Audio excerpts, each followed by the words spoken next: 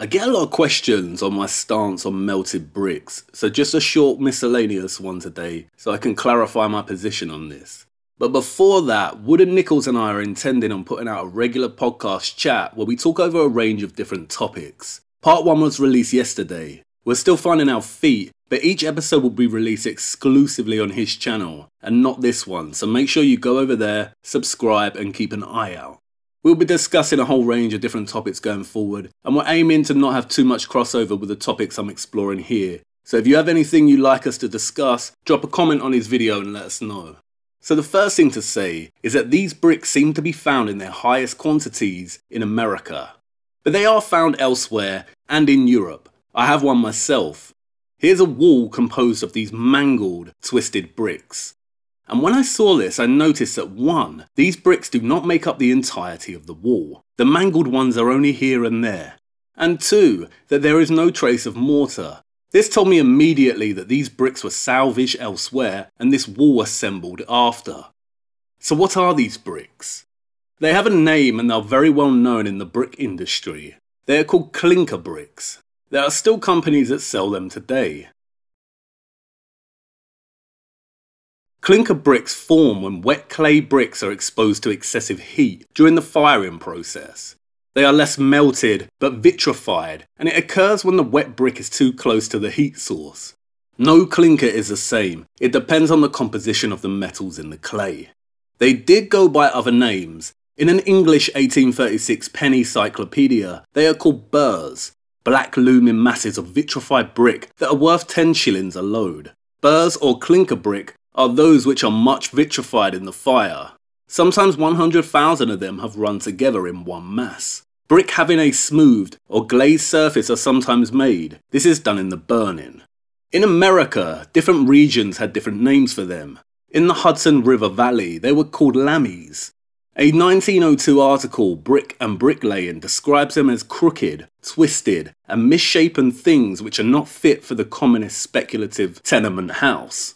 They used to be regarded as defective and sold for non-structural purposes. Manufacturers had between 4 and 5 different grades of brick. They range from best, first class, second class, third class, and clinkers. And as Akhtar Alafia states, they were also used as grog. Grog is a broken and ground waste product that was rejected during the course of manufacturing due to structural defects, such as cracking, giving the brick poor tensile strength. Once crushed, the clinker brick pieces were used in a new batch of raw clay to produce brick. And America is where the clinker really took off. It started in 1730 with the Jan van Huysen house. The blackened letters here are formed from clinkers that have been used decoratively. And as the 19th century continued toward the turn of the 20th century, clinker bricks became fashionable. A 1907 Oakland Tribune article states that the rough clinker brick in the foundation adds greatly to the rustic beauty of the exterior. Clinkers became a key aspect of the arts and crafts architectural movement that used them in a decorative way. These warped, broken discards have become the aristocrats of all brick. And why? Because they are the product of the fire, of that purgatory which burns out the baser qualities, yet refines and ennobles. But in passing it leaves its mark. These brick remind one of the wrinkled visage of age, wherein is recorded much suffering. These bricks are not pretty, they are beautiful, and in that deep true sense of beauty as appreciated by the artist. They have character, they tell a story, the story of the fire. As there is more genuine beauty in the wrinkled visage of age than in the pretty symmetry of youth. So also do these warped and twisted bricks surpass their precise neighbours. They became fashionable, poetic, and started being manufactured on purpose. Standard bricks would sell in Los Angeles during 1915 at $4.50 for every 1,000, but $9 for every 1,000 of clinker, despite being generally useless and defective. The Ada Brick Company advertised in their local newspaper, "The rough surface of clinker brick gives a popular soft, antique finish. Clinker brick is a sound investment, an opportunity to create beauty in your home and secure permanence." So it became fashionable, and a key aspect of decorating the facades and columns of houses to give an organic, antique and old look. This is why it's present on so many of these kind of buildings. because it gives an antique finish. These are not centuries-old structures, but late 19th and early 20th century builds, decorated with clinker to give an antique feel. Basically, clinkers are defective, but they were used in a decorative way. If the clinkers weren't entirely defective, and it was only the edges, then they may have been used here or there in areas of a structure that would not compromise integrity. And these decorative buildings demonstrate that. That's why you see vitrified brick here and there. Bricks can vitrify in something like a kiln or a chamber because kilns get exceptionally hot. But again, it isn't seen in all brick kilns. It depends on the mineral composition of the brick. They also vitrify in certain sections where the heat is more intense. But the heat has to be intense. The bricks used in fireplaces and chimneys don't usually vitrify. We are talking about very intense heat to achieve something like this. It's quite obvious these are not a result of a cataclysm. Any cataclysm that produces such intense heat would not affect structures in such a partial, selective way. England is full of old red brick buildings, and there is very little clinker action going on. It is my opinion that clinkers from the 1700s onwards were used as 1. Salvage fillers in some structures where structural integrity was not compromised, as to not waste them and have to make fresh bricks. And 2. As decorative fashionable facades stemming from the arts and crafts movement. They can be used in all kinds of ways and shapes. The really creative stuff would probably need to be reinforced with some kind of metal rods because clinkers are unstable. And I know it probably doesn't make sense. Why use clinkers decoratively? But fashions are a lot of the time weird and don't make sense. It's the fashion at the minute to have blue hair. But this is where I think it gets interesting. There could be an argument that we see so many clinker bricks in America because there were previous civilizations or settlements who built with brick present before the Europeans took over, and their structures were razed to the ground, burned, and then later recycled under the guise of fashion.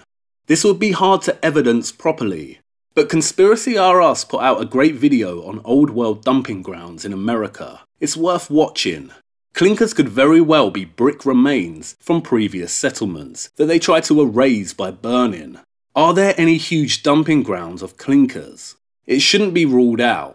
It's true that the best and most economical way to dispose of these bricks would be to turn them into grog or to crush them, but perhaps it wasn't feasible to do this to all of them.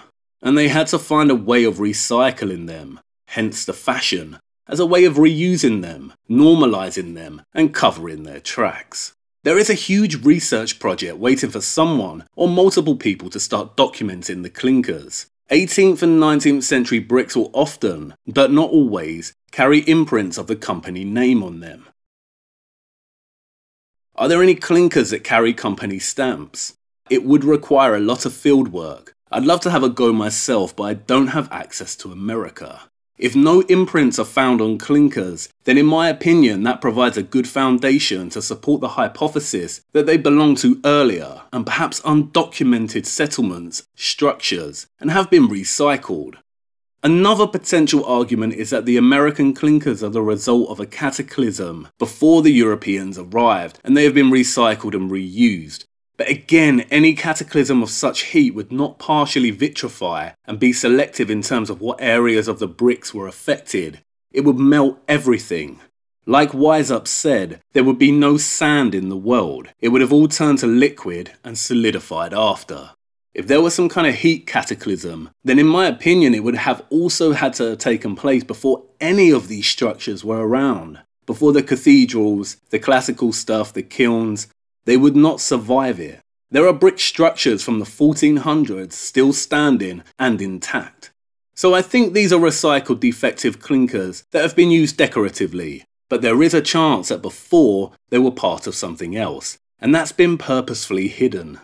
And although bricks have potential to store electricity, I don't think old world bricks did store electricity, and here's why.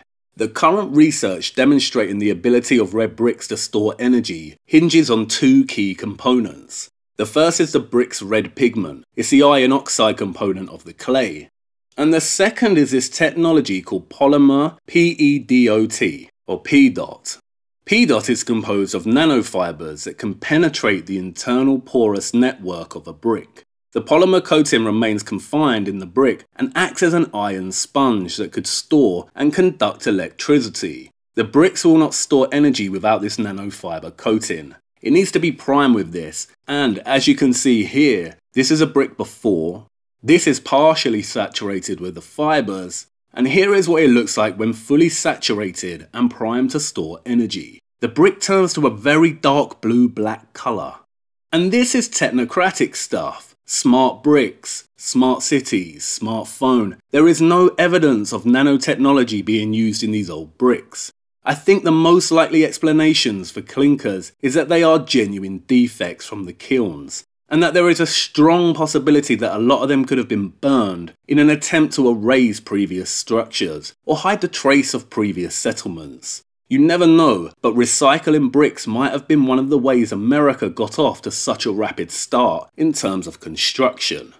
This doesn't mean, however, that these old world bricks were not used creatively in a whole host of different ways. For instance, in agriculture, these are 19th century hothouse walls. They were designed with deliberate cavities to allow the heat from the furnaces to circulate around the inside, to heat up the bricks, which in turn encouraged the growth of plants out of season. They aren't melted or vitrified though.